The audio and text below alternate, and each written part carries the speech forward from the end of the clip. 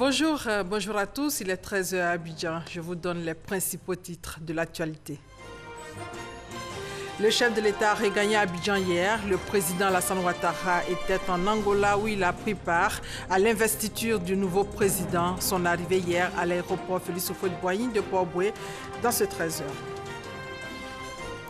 Hier également, la première dame de Côte d'Ivoire, Dominique Ouattara, a offert un cocktail en l'honneur de l'athlète Marie-Josée Talou, double médaillée d'argent aux récents mondiaux d'athlétisme de Londres.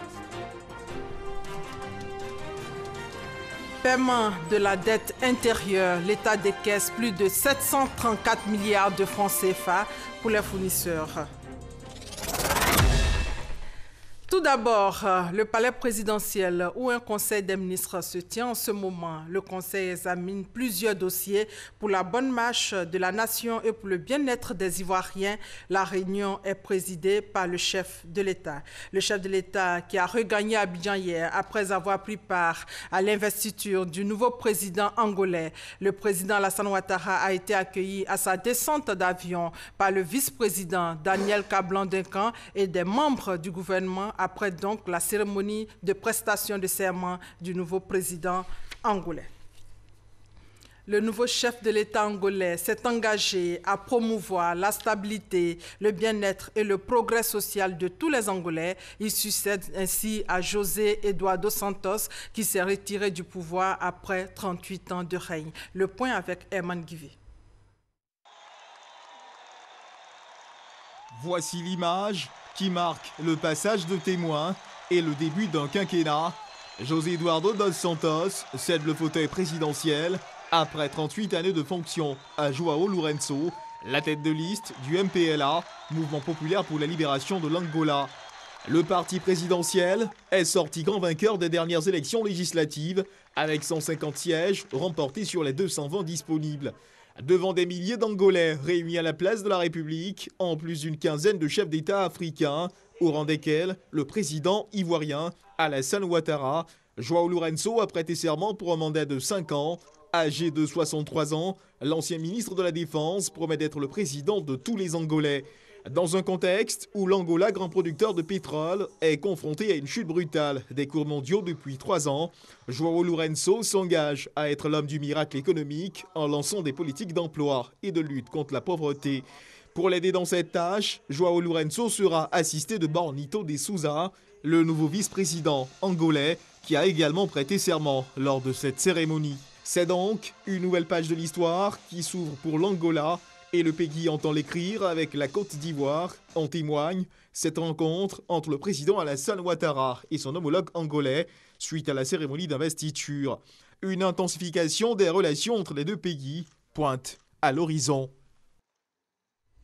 Ici, la première dame, Dominique Ouattara, offre un cocktail en l'honneur de l'athlète Marie-Josée Talou, double médaillée d'argent aux récents mondiaux d'athlétisme de Londres. Le compte-rendu de la cérémonie avec Viviane Aimé. Après l'hommage national rendu le 8 septembre dernier au palais présidentiel à la sprinteuse Marie-Josée Talou, médaillée d'or de différents championnats d'athlétisme tant en Afrique du Sud qu'en République tchèque et tout récemment double médaillée d'argent aux mondiaux d'athlétisme de Londres, la première dame de Côte d'Ivoire a tenu à exprimer à son tour sa fierté à la vice-championne du monde en la recevant à l'occasion d'une cérémonie très conviviale organisée en son honneur à son cabinet à Cocody. Étaient présents aussi le ministre des Sports, François-Albert Amichia, la ministre de la Solidarité et de la Femme, Marietou Koné, le président de la Fédération ivoirienne d'athlétisme, l'encadrement technique de la vice-championne du monde. Marie-Josée Talou était également accompagnée de sa famille et aussi des élus et cadres de la Maraoué, sa région d'origine, dont elle est désormais la figure de proue. Le ministre des Sports a remercié la première dame de Côte d'Ivoire, Mme Dominique Ouattara, pour l'attention particulière qu'elle accorde une fois encore aux femmes du milieu sportif en recevant Marie-Josée Talou. Madame la Première Dame, merci. Merci pour tout ce que vous faites pour le sport ivoirien, mais surtout pour vos enfants, qui se battent avec courage, abnégation et détermination pour honorer la Côte d'Ivoire. Je suis persuadé que vous êtes pour beaucoup dans ce dynamisme de succès de nos jeunes sportifs, car c'est vous qui inspirez ces jeunes talents pour un travail bien fait, avec courage, avec engagement et patriotisme.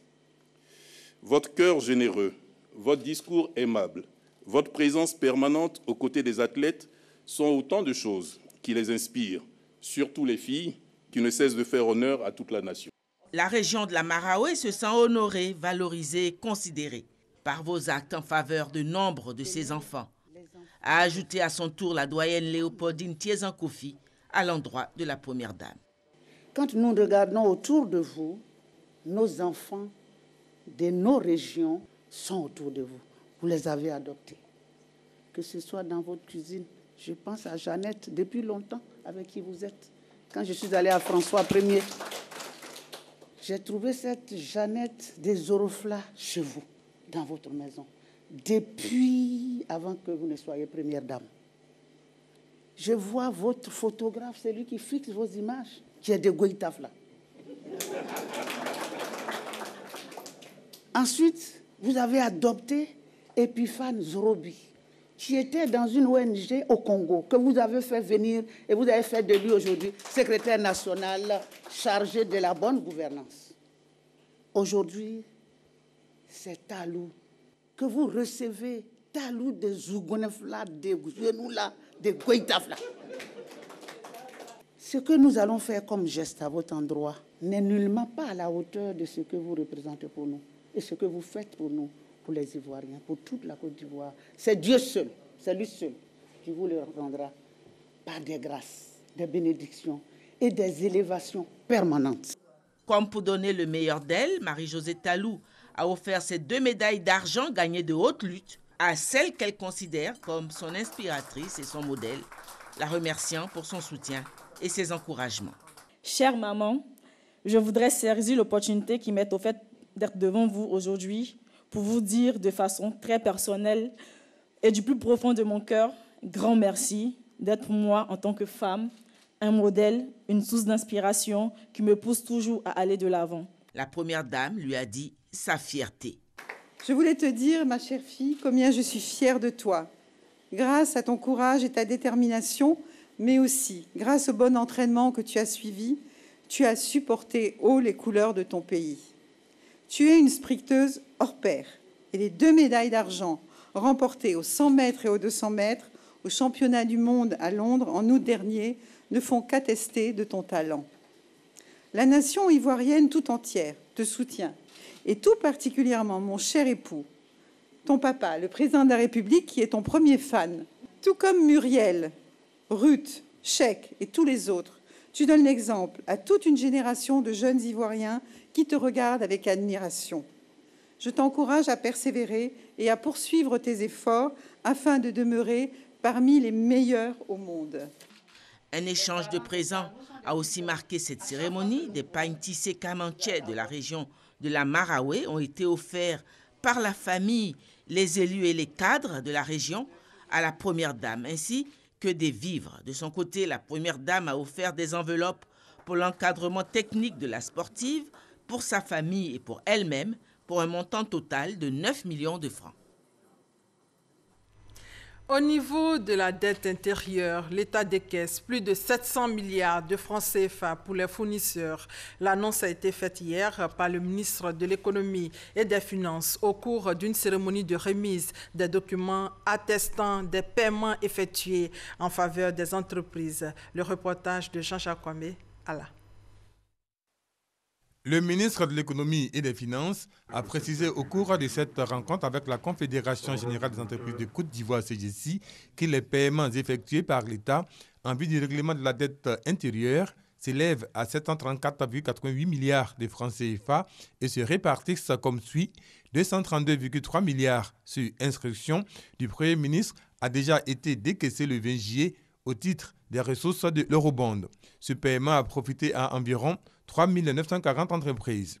Concernant la ressource fiscale de l'État, 502,58 milliards de francs CFA ont été consacrés pour l'appurement du reliquat de la dette de 2016 aux fournisseurs de l'État, des collectivités territoriales et des établissements publics nationaux.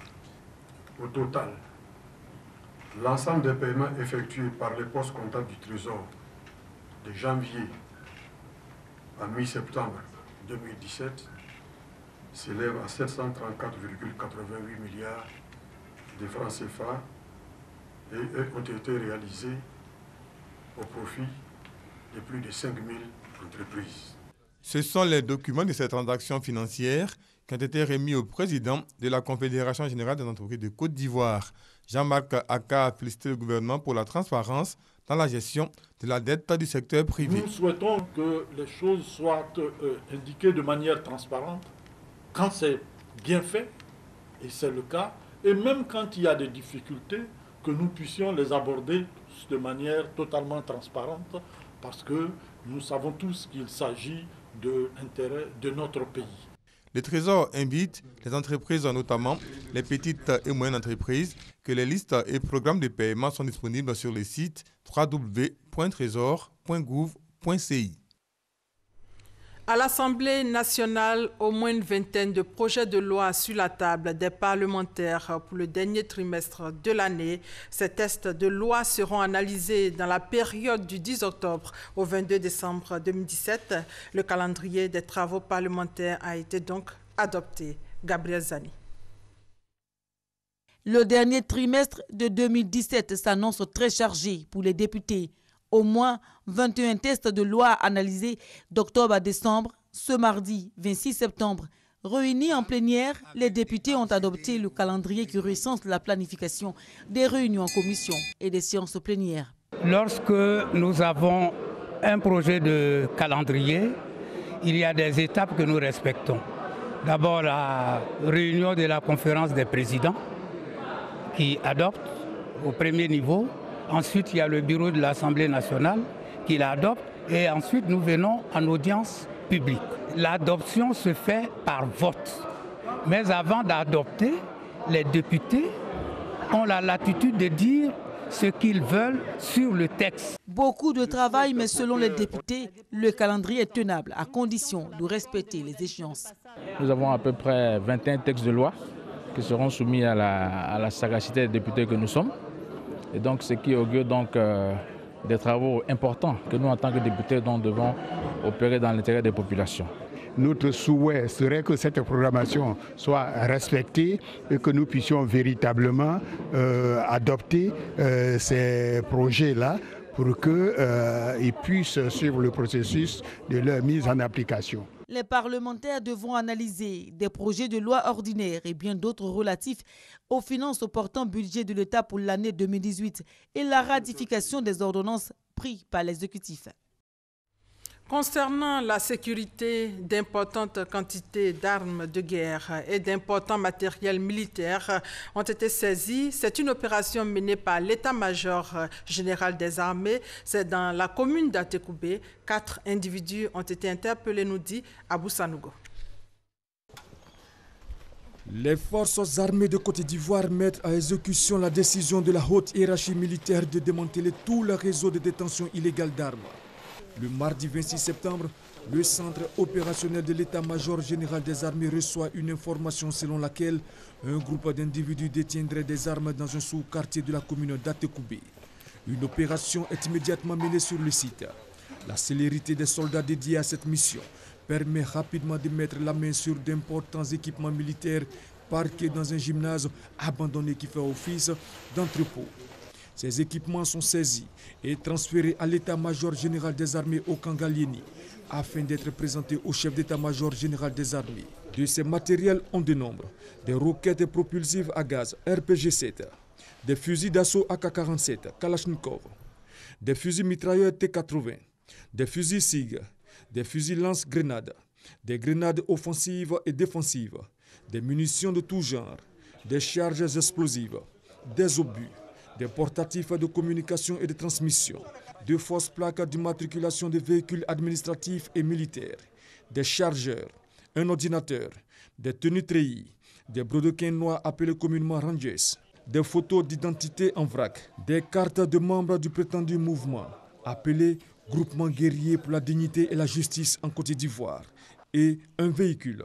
L'opération a également permis de procéder à l'interpellation de 4 suspects qui ont été mis à la disposition de la police nationale pour nécessité d'enquête. Pour rappel, Le chef d'état-major général des armées, Touré Sékou, dans le mois de mai dernier, avait appelé dans un communiqué toute personne en possession d'armes à les réintégrer. La recherche au service de la valorisation de l'anacarde des chercheurs africains en conclave depuis hier à Grand Bassam. Il s'agit de permettre à tous les acteurs de la chaîne de valeur de l'anacarde d'exploiter tout le potentiel de ce secteur d'activité. Noël Nyagno pour plus de détails. Leader de la production et de l'exportation du cajou, la Côte d'Ivoire, à travers le premier colloque international d'échange scientifique sur l'anacarde, CIESA, prend le leadership de la recherche pour cette spéculation grosse d'opportunités. La coque peut être transformée en carburant, peinture, bombe, bitume, plus de choses que même nous n'imaginons pas aujourd'hui. Les feuilles et les pommes comme produits pharmaceutiques, les bois d'anacarde. J'ai vu une statue énorme et très belle dans la cathédrale de Yamoussoukro. Une seule pièce de bois d'anacarde. Seulement voilà, des obstacles freinent l'exploitation de ces opportunités. La faiblesse des rendements, en moyenne 400 kg contre 1000 kg ailleurs, et le faible niveau de valorisation des produits de l'anacarde, taux de transformation inférieur à 10%. Relever ces défis et donner à cette spéculation toute sa valeur ajoutée aux économies africaines. Voilà qui explique la tenue de ce colloque. Des scientifiques venus de 5 pays vont contribuer à l'intensification agroécologique de la production du cajou en Afrique. Les producteurs ont besoin de plans améliorés. Au niveau de la transformation, l'essentiel des équipements de transformation nous viennent d'ailleurs. Les transformateurs n'ont pas de pièces de rechange. Ce que nous allons faire au niveau de la transformation, c'est de concevoir des modèles de machines de transformation au niveau local. La commercialisation, il y a des réelles difficultés de conditionnement, de ramassage. Ce que nous recherchons, c'est de savoir comment est-ce qu'on peut conduire les recherches pour que la consommation au niveau local soit déjà forte. C'est tout cela qui fonde l'espoir placé dans ce colloque. Espoir souligné par le représentant du ministre de la Recherche scientifique, Mme Liramata Bakayoko. Autre atelier dans le domaine de l'agriculture. Des experts africains, européens, américains et des représentants de structures agricoles sont à Abidjan pour 3 jours de réflexion sur la certification des produits agricoles. L'ouverture de cette conférence internationale, la 3e du genre, avec Francis Boifo.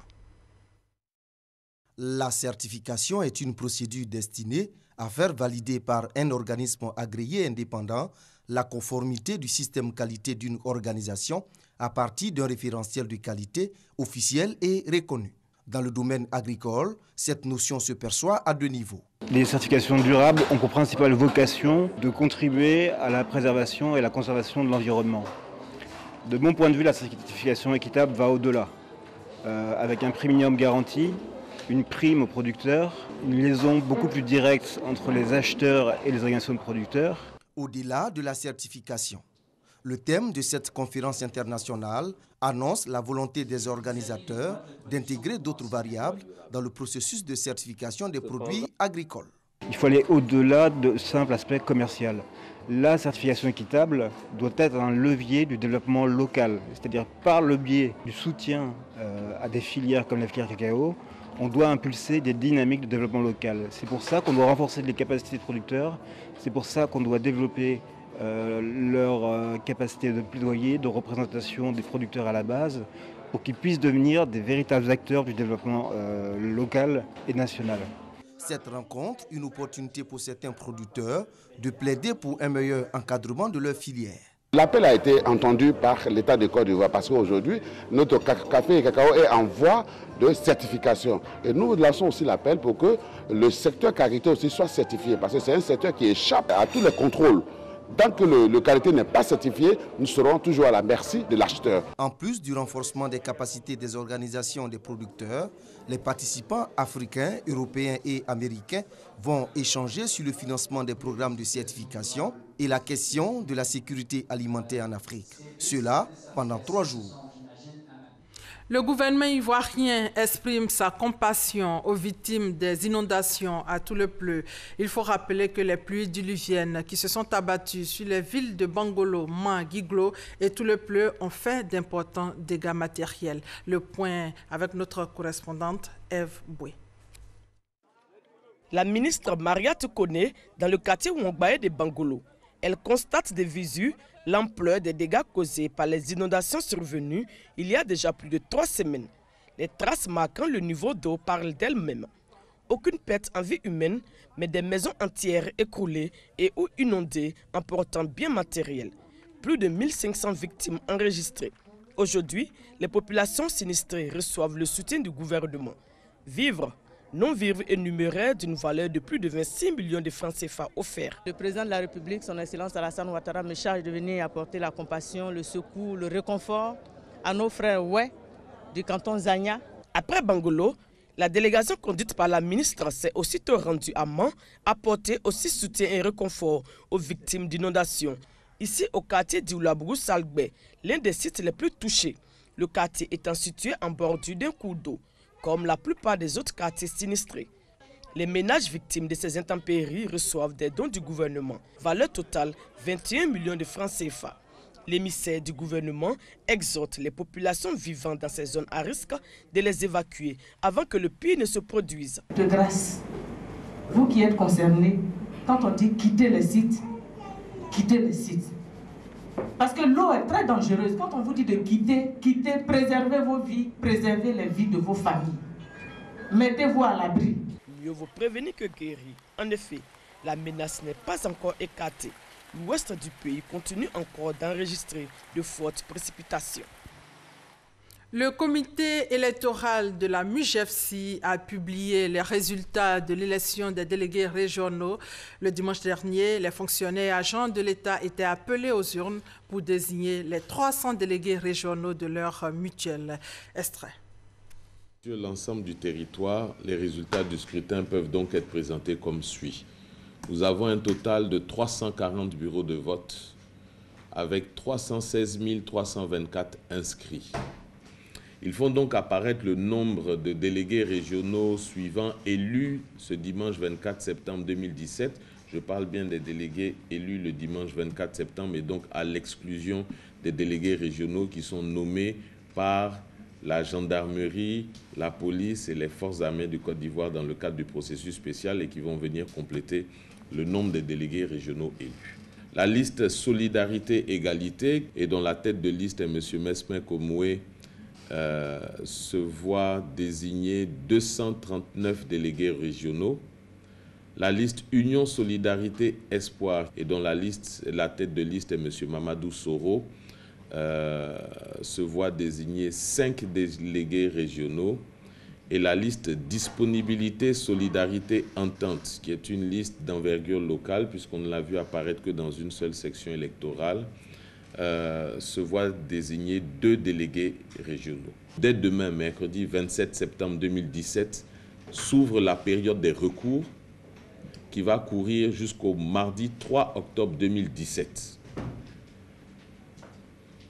Le mercredi 4 octobre 2017, le comité électoral national se prononcera sur les recours dont il a été saisi et publiera alors les résultats définitifs du scrutin national du 24 septembre 2017.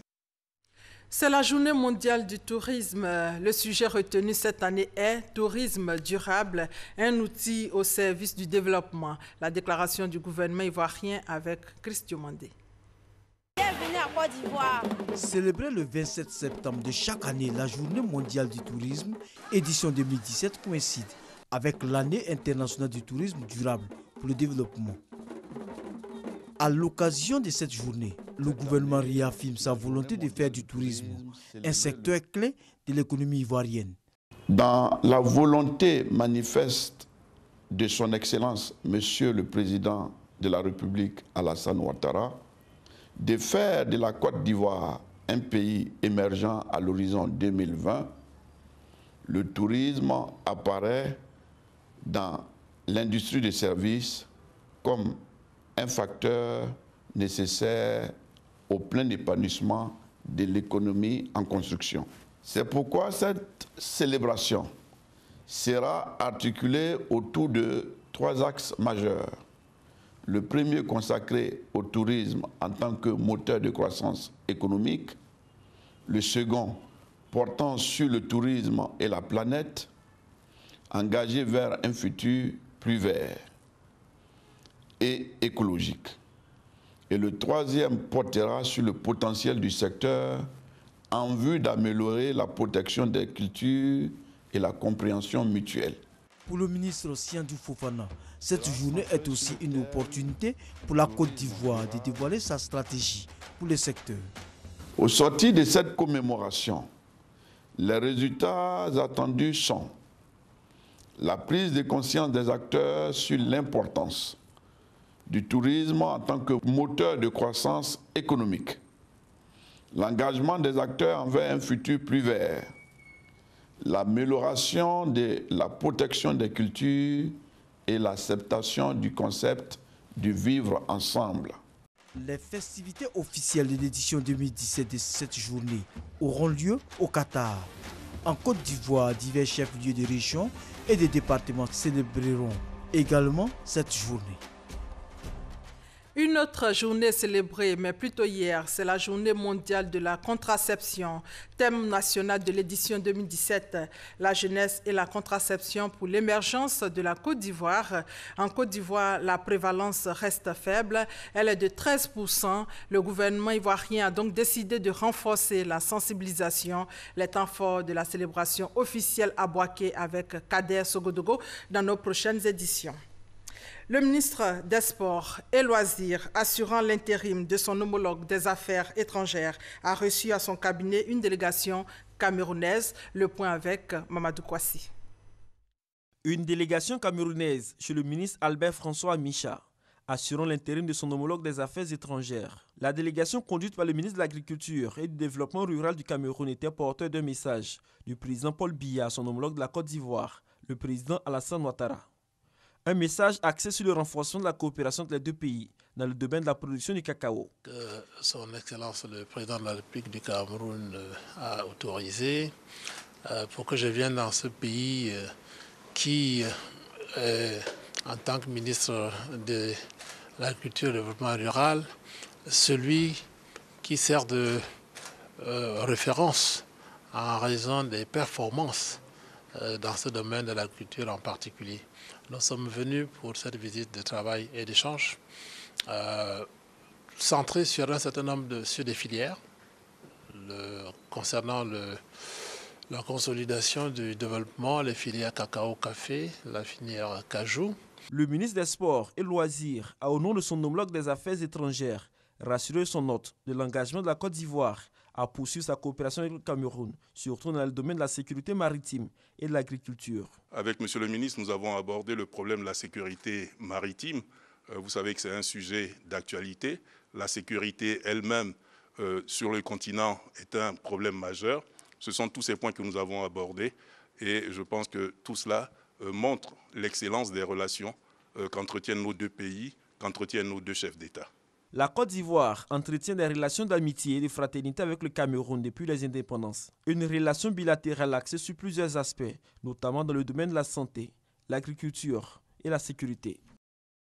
À l'étranger, le Conseil des droits de l'homme des Nations Unies s'est réuni à Genève avec au programme le rapport annuel sur la situation des droits de l'homme en République démocratique du Congo. Une déclaration dure, accablante, même pour les autorités de Kinshasa, directement mises en cause pour les vagues de répression meurtrière menées dans le pays. Les forces de sécurité et les donneurs d'ordre sont pointés du doigt.